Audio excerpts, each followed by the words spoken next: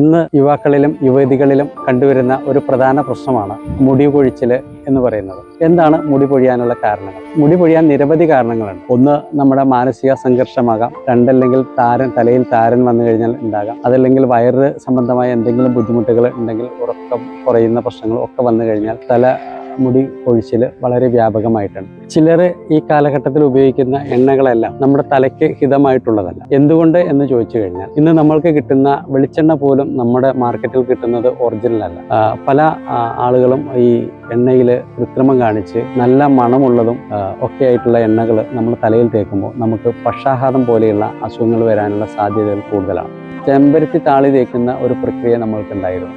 അത് നമ്മുടെ തലയോട്ടിയിലും തലയിലും വെച്ച് പിടിപ്പിച്ചുകൊണ്ട് അത് കഴുകിക്കളയുന്ന ശീലം നമ്മുടെ പരമ്പരാഗത രീതികളിലുണ്ടായിരുന്നു. അത് നഷ്ടപ്പെട്ട് ഇന്ന് ഷാംപൂ യുഗത്തിൽ പോയപ്പോഴാണ് നമുക്ക് ഇത്രയും ആരോഗ്യ പ്രശ്നങ്ങൾ വന്നിട്ടുള്ളത്.